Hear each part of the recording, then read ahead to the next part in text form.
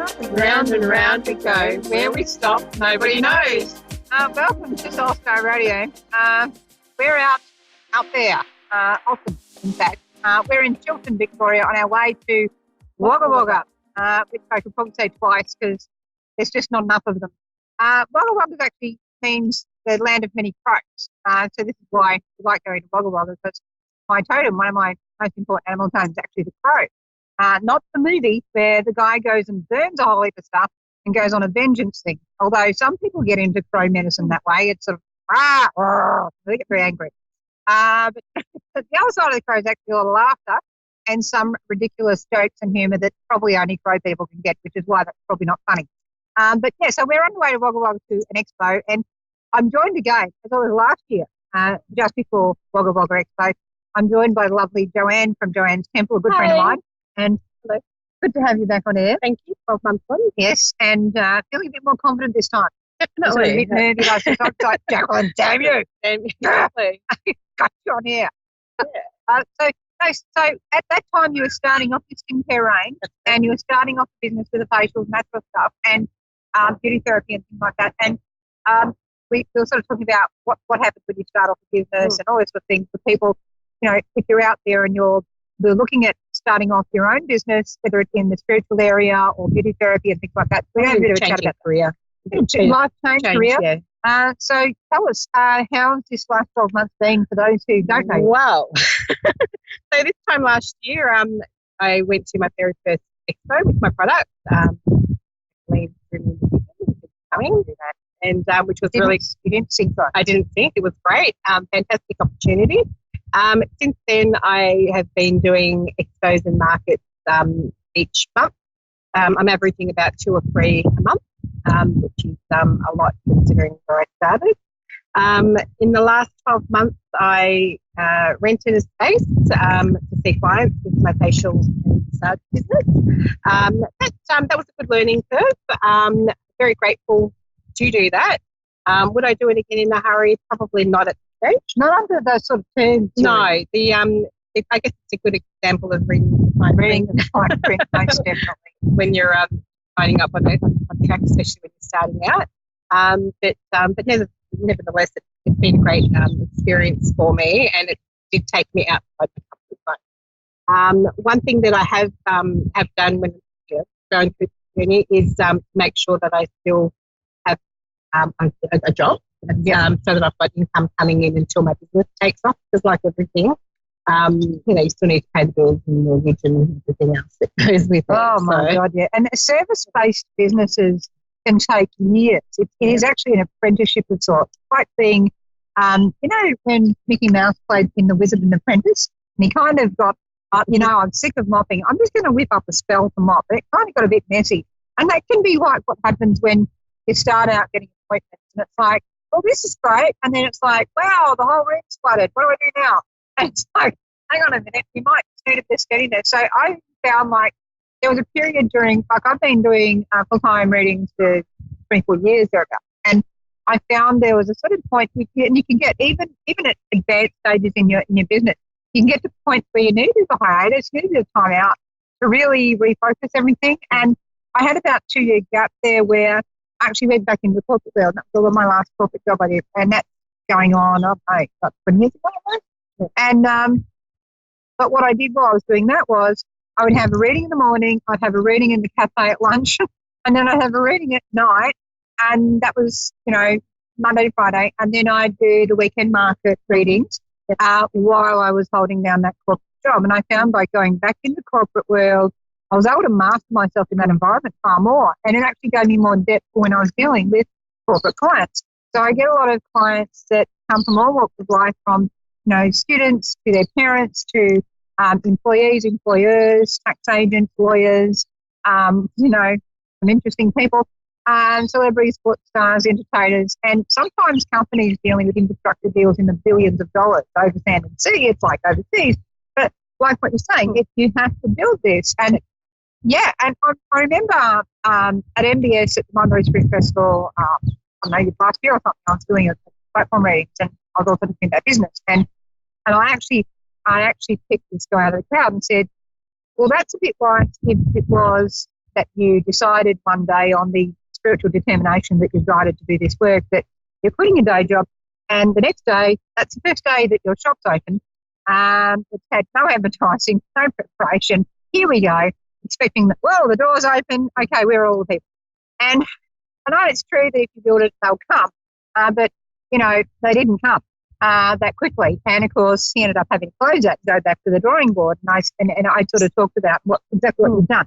You have to have the balance, because if you've got that, even a part-time day job, you've got that stability, they're paying the superannuation, depending on what country you're in. Yep. But you've got that rolling income you can fall back on. And then when you're working in your business, you're doing it from a place of love. You're doing it from a place of, yes, I want to do this. Yes, I'm happy seeing this client or that, going to that event or doing this thing. Therefore, my heart's singing. And therefore, people are tuning in to you actually when they're buying your service or products. It's not because they can buy this service or product anywhere, right? So for you intuitive people, if you're looking at, well, how come this is not working? You work on your own energy, work on your issues. If you find you're getting to a flat spot in your work, it's like, all right, well, what else is about to happen or is already happening that I actually need time to deal with? And maybe that's where the part-time job can come in handy. Absolutely, definitely. Yeah. So when I was renting my room, I ended up working full-time hours. So I was working full-time hours, seeing clients 2 nights a week. And I was exhausted. Yep. I wasn't able to put in as much effort to my business as I really wanted to because work was draining. Whereas now I think I have the balance down pat. So I'm working 8 to 3:30 in the afternoon, and then I have, that's Monday to Thursday. I have Fridays off where I can see clients all day, and then the weekends I go to markets and expos. So I've got the balance right at the moment. I think my markets and expos are so much fun because I get to show people my product. They get to smell it, they get to feel it, and talk about it. We can have a massage while they're, we're seated head, neck, and shoulder massage while they're, while we're chatting. So for me, that's the social aspect of it. Just with people, and you're also getting that immediate feedback too. Exactly, and that's where when people sort of say, look, I've had people that want to do spiritual stuff, and they go, oh, I can't do markets. Finish. No, and it's like, no, not at all, because this is where you're going to get the immediate, really real feedback. Yeah. And there's nothing like people coming to markets to give it to you. And if they need to. Especially, and that takes time as well. Like I remember doing one market. It was the first time that I had done this particular market. And I'm thinking, it's a bit slow today, because I was expecting to have sold, everything. And then another store holder had said to me, these things take time. If people see that you're here every month and consistently, the first time I might put their toe in the water. The next time they see you, they might put their foot in and then the third time they might make a booking. And that's exactly what's been happening with this particular market. They could even do laps. Absolutely. I'm getting regulars who will come, who'll come and buy off me now, and they'll have a seated massage, and then by the third time they'll be booking appointment at another time for the full body massage or the facial. So, and then you're getting the gift certificate from that as well. So, absolutely. So it's been, we've evolved a lot in the last 12 months. It's been an awesome journey, and it's been a lot of fun. And it's an entirely different mindset too, isn't it? Huge. And I think on the contracts of things, and even on professionalism in our area, dealing with natural therapies, dealing with spiritual stuff, you can find people get really emotional and deal from an emotional rather than a professional level. And both of us have a HR background. Mine is without training and yours is with a degree. So tell us, like, when you're sort of dealing with conflict, for example, or people not agreeing, or even I have someone I know at the moment in a completely different industry going through a workplace bullying situation. I mean, it's really about pulling back from the very, hey, look, because spiritual people, they get very heart invested. Absolutely. And it's beautiful, but it corrupts what they're about to say. And so it's like they're coming from the heart. It's like, oh, but feel, and it's feel statements. And then the next person, because they're sensitive people, they're banging off each other's sensitivity, and then next thing, there's this massive emotional sort of argument that gets out of control. I mean, how do you kind of find, in some of those instances you've dealt with over this year, you've sort of brought it back using that professional sort of background. Goodness. Yep. The playground, isn't it? Well, I like the playground. We're literally filming in a playground. Look, I do find that I do get a lot of people who do open up to me at the market, especially. They'll be having their 10-minute neck and shoulder massage, and I do a 30-second consult before to make sure that there's no issues and everything. And they're just opening up and just saying. And I've got one client in particular who has had workplace bullying and has every month she'll come and see me for a massage just to release some of the tension that she's going through. And she's been going through a really tough time. So from my perspective, because I have that HR background, I can not so much give advice, but I can give her some constructive feedback. Absolutely. So. And I think the thing is that, back when I was involved in the corporate sort of area, emotional intelligence was considered the boogie in the room. Now, thankfully, slowly, we're getting more of this emotional intelligence sort of involved in the discussion around business and around how we operate. And, they're now looking at leaders in management sort of positions and in businesses, general managers, this sort of thing, and saying, all right, so, but how did you react, how you felt about what was said to you or the feedback that was given to you, and really encouraging that openness rather than getting all the walls up and locked into things. Definitely. And communication key as well. If communication, be open and honest in how you're feeling. And not reactive. I think the thing is, when you're getting the feedback from people, like that's the other thing is to sort of think of, well, how instead of seeing this as an attack, which often small businesses will, with their heart so much in it, in the spiritual area we're talking about, how do we turn that into a positive so that they can use that as constructive criticism? And, the situation I'm talking about, this person's actually being sexually harassed in the situation. And it's like, well, that's a no-brainer, let's go to work cover. But you get to a point where if the person's not comfortable doing that, and it's like, this is where a lot of people who, get bullied can go, well, I can't work anywhere, or I can't do this. And then they can then say, all right, well, what if I start a small business? And then it's like, hang on a minute, if you thought you were having bullying before, and boundary issues, you're certainly going to find them. Any small business in any industry, you can still find that conflict issue. So it's about how we can calm down and slow down the interaction and really focus on what it is you want. Because at the end of the day, when you're running a business, people can choose that, as I said before, the business and service from anywhere they want to. And really it's about, what you're doing to fine-tune and see what you're about, how you feel in here about what you're doing, and how you're responding to what people are saying to you. Because that at the end of the day is going to be what helps a person choose you, because they can be going through, and I actually used to play around with my ads. Have you been advertising? Yeah. So what I found was if I had a great big ad or I had a great small ad, I'd get the same amount of responses.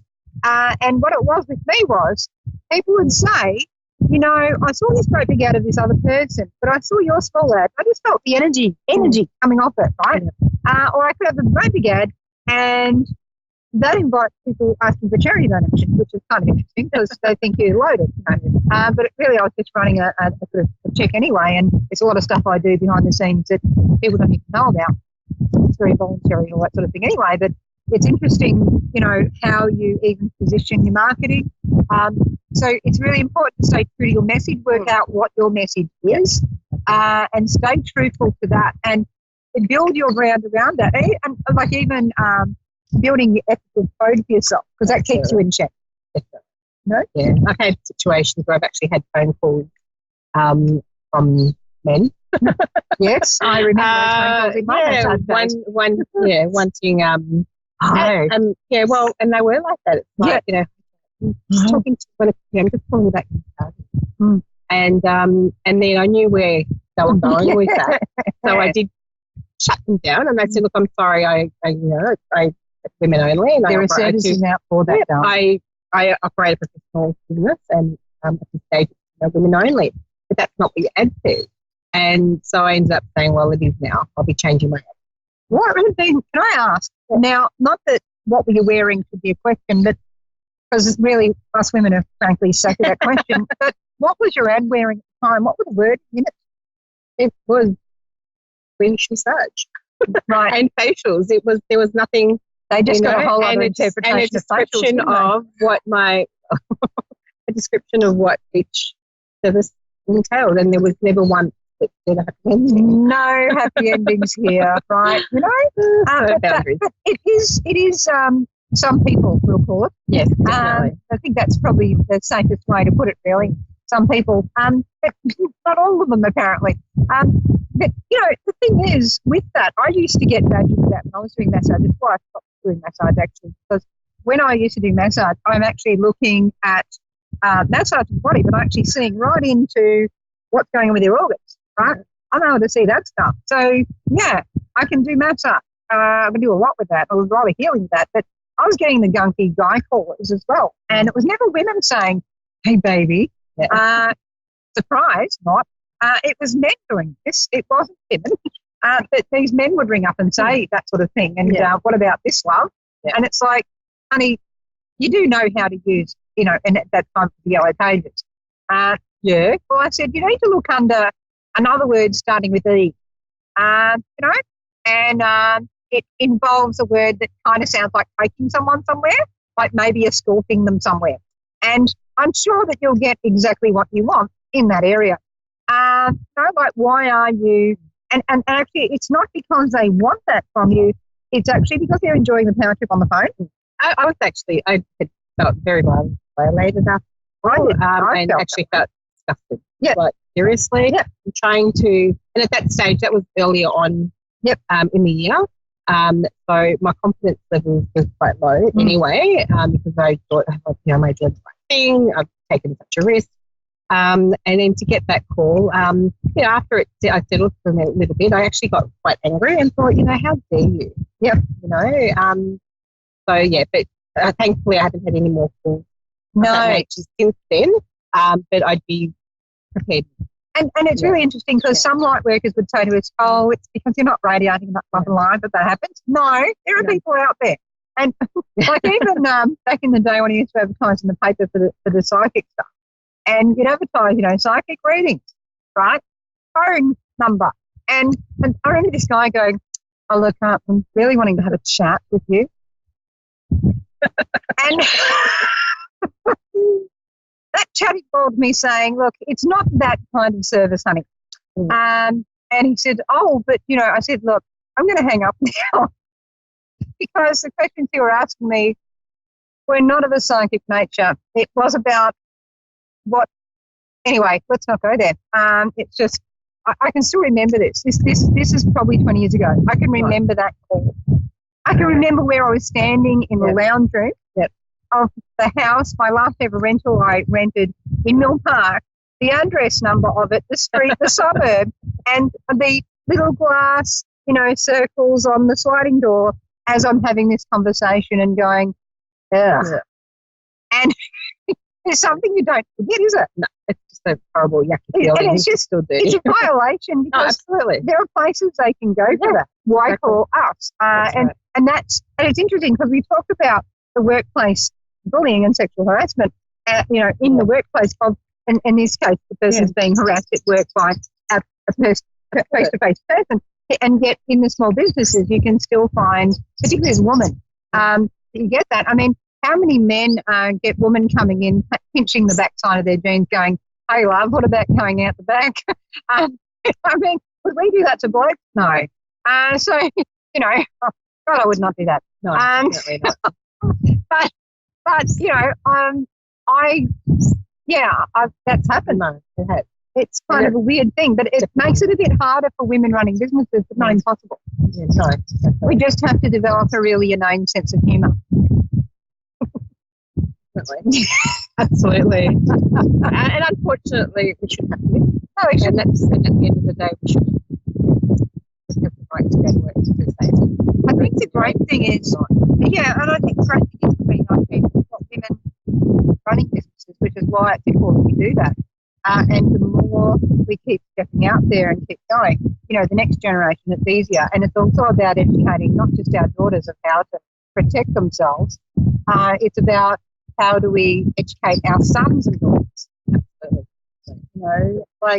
Just don't do it. It's not about what the woman wore, how she acted, whether she was drunk, what she said. You should smile, love. It must be fun at parties. It's what was he saying? What was he doing? It's about just common respect, and and particularly also for LGBTI people, it's the respect for the fact that they don't have to conform to heteronormatives either. So it's about being able to just be more accepting. The more accepting we are, the more as a society we can come into harmony. So I think the thing is, when we bring that back to running our own business, it's like, all right, well, how do I create a tolerant environment, not just a tolerant, but an equality-based environment? If I've got employees, how do I make them feel safe in the workplace? How do I make my customers feel safe? Like, when you're giving a massage to a woman, making sure she feels comfortable and safe and nurtured. Yeah. And making sure that if you're doing a mobile visit, that you're feeling safe to go in there.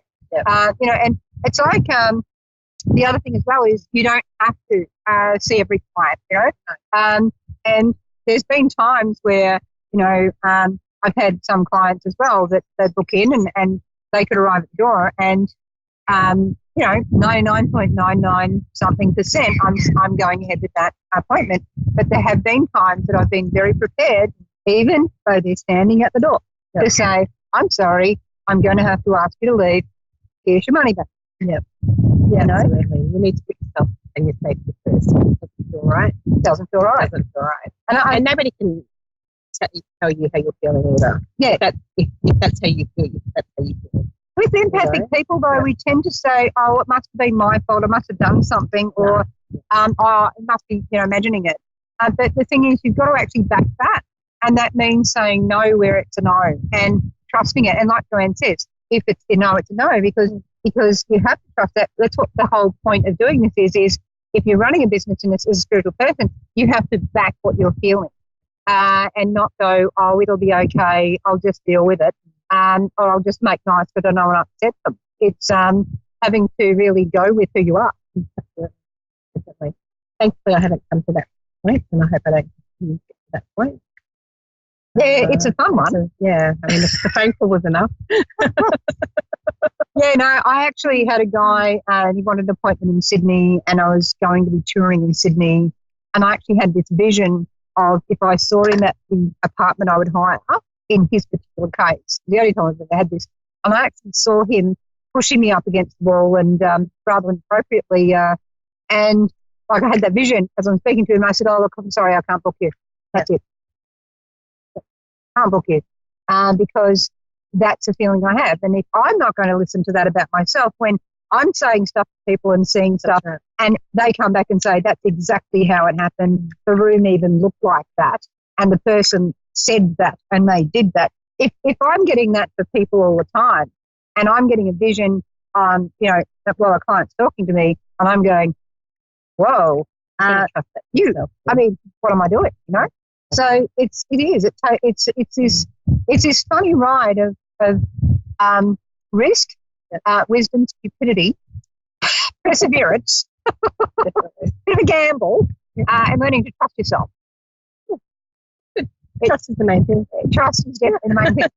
Mostly trust. Anyway, and I think it is. You have to keep working on your boundaries, and even sort of saying, well, if you feel disappointed in what someone's done, okay, well, do I need to go back on that? I need to rethink that. So, yeah, interesting chat today. We're gonna rumble up on to Wagga Wagga. How long will it take us now? Another hour? A couple of hours. To get there. So it's been a good road trip so far. Yes, and we're going to be there for readings and for massage and selling beauty products and doing facials and having fun and possibly dancing on Saturday night. In any case, well, we're going to try and find somewhere to dance. It could be the rooftop. In any case, we're going to catch you next week on Soulstar Radio. I'll be coming to you live from Whittlesea Chinese Medicine Clinic with Dr. Tony, Dr. Anthony. Well, he's Tony, but he'll be there. That'd be awesome. That's going to be fun. He might stick the needle in my forehead. It's very good. He's very good indeed. Awesome. Yep. It's a lot of fun. We both know him, of course. Yes. So thank you, Joanne, for coming back and Thanks for sharing having me. with you. Yeah, so fun. Great. Yes, we'll catch you next time. In my time.